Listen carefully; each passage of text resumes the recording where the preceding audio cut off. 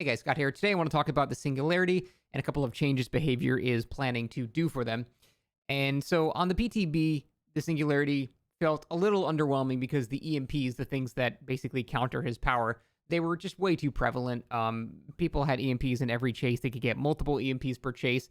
It ended up just being a nightmare chasing players that knew what they were doing. They knew to wait until they got the tracker on them, not just disable camera, but disable the camera and the tracker in the same action. So very quickly, people started learning how to use the EMPs effectively, and on the PTB, the killer honestly felt bad because there was just no way to down people that knew what they were doing in a fast enough manner. I was getting my ass beat pretty much nonstop.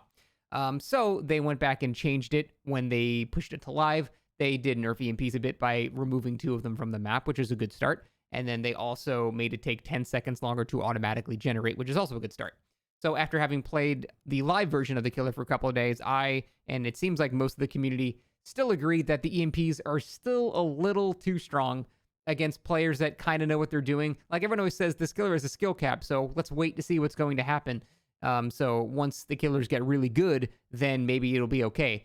But they ignore the fact that the survivors will also get better at countering the killer at the same time. So it really just kind of goes up in the same way. So I think what we're looking at is how it's going to be even when killers get much better at playing the Singularity. So I think a further nerf is probably a good idea.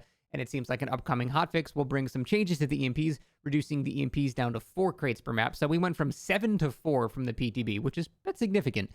Increasing generation time, it was at 80 seconds, then they pushed it to 90, so I guess they're going to push that even higher. And slowing EMP charge time from 2 seconds to 2.5 while slowing survivor movement speed when charging. So that is a lot of changes that might actually make the killer start feeling really nice to play. People are having to go to some pretty extreme methods like Coconut's deviously evil slugging build as like the only possible way to get any value from this killer. It reminds me of like people saying Sadako is good because there's that one condemned playstyle that is miserable that ends up being effective. You don't want to have the killer balanced like that. That's not good. So I think this is a good idea. Will this be enough? I think this will be enough. That is a nerf, a nerf, and a nerf. And I think that will be enough. It's going to really depend on how much survivors are slowed while charging it.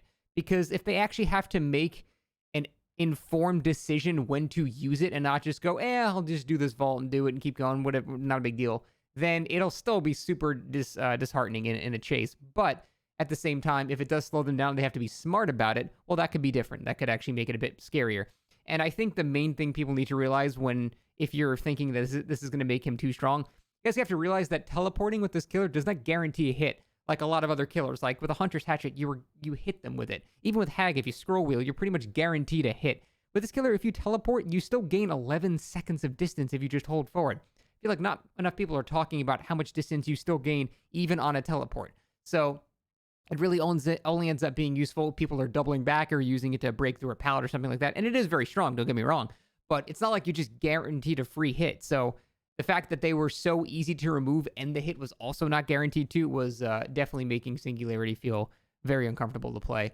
And I think these changes will probably be enough. We'll see, but I don't think they're going to need anything more than that. Probably the only thing I don't like is that survivors can just pick them up while they're being chased because it's like a drive-by pickup animation. I get why it's designed like that because they want to make it so if someone is getting tunneled extensively, they can actually use the EMPs while everyone else is working on gens and stuff like that.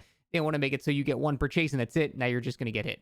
So I get that's their logic, but it ends up not being a guaranteed hit anyway, so it's not that big of a deal in my opinion. But I think this is a good change. We'll see how it goes. I'm not sure when this is going live, but it should be soon. Overall, it seems like they're receptive to feedback, though, which is really nice. It's good to see. That's it. Thanks for watching.